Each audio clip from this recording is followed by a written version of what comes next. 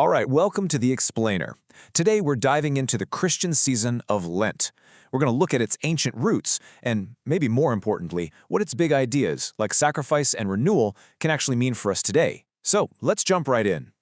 So, when you think of Lent, what's the first thing that comes to mind? For a lot of people, it's about giving up chocolate or something like that for 40 days, right? But its true purpose, well, it goes way deeper than just a simple sacrifice. It's actually a tradition that's all about transformation. And to really get a handle on it, we've got to go back, way back. We need to look at where this season came from and dig into its really powerful symbolism. Okay, so at its heart, Lent is really a season of preparation. It's a structured time for Christians to kind of reset and refocus on their spiritual lives. And they do this through three main things: prayer, fasting, and what's called almsgiving, charity. But what's with the number 40? Why 40 days? Well, that number is a huge deal in the Bible. It pops up again and again, and it almost always stands for a period of testing, of trial, of transformation. You've got Noah and 40 days of rain, Moses up on Mount Sinai for 40 days, Elijah's journey was 40 days. But the big one?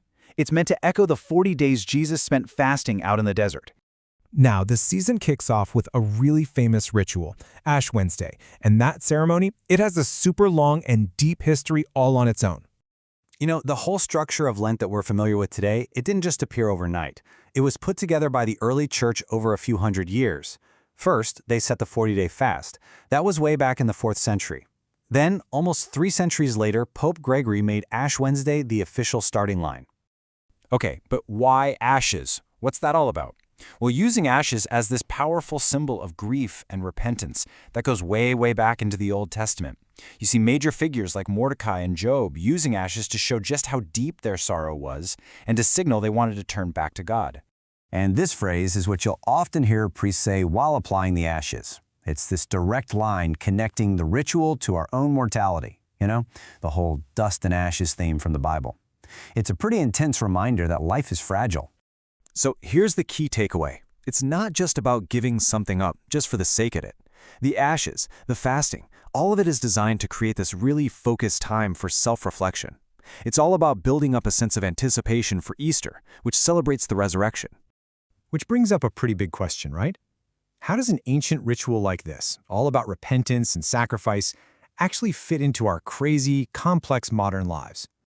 Well, let's try to answer that by looking at the life of one of the most influential spiritual writers of the 20th century.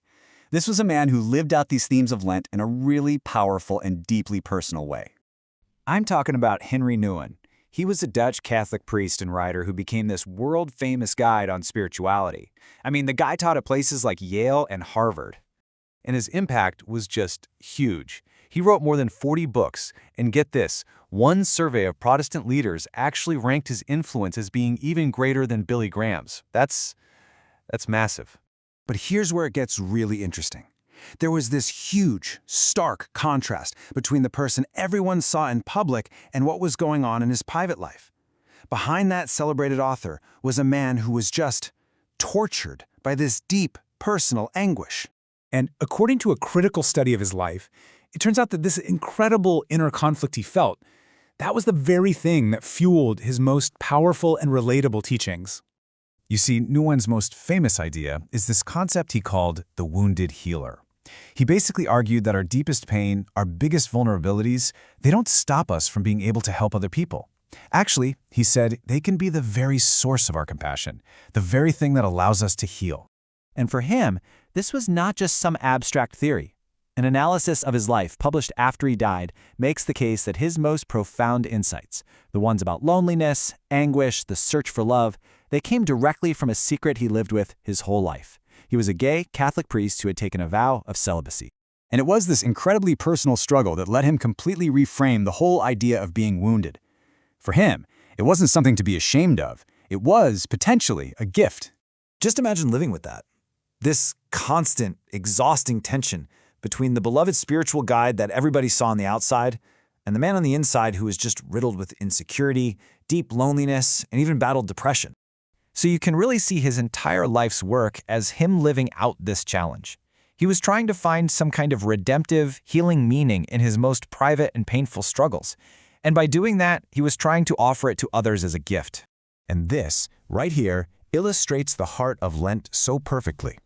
Nouwen's life shows us that the whole journey of Lent isn't just some old abstract idea. It's a real, lived human experience. It's about facing our own ashes, our own struggles, and then looking for the hope that something new life, new insight, can actually come out of it all. So in the end, this ancient tradition of Lent and the very modern life of Henry Nouwen, they both point us to the same, really profound question. Could our deepest struggles actually be the source of our greatest gifts? What if real transformation is possible, not in spite of our wounds, but because of them? Now that's something to think about.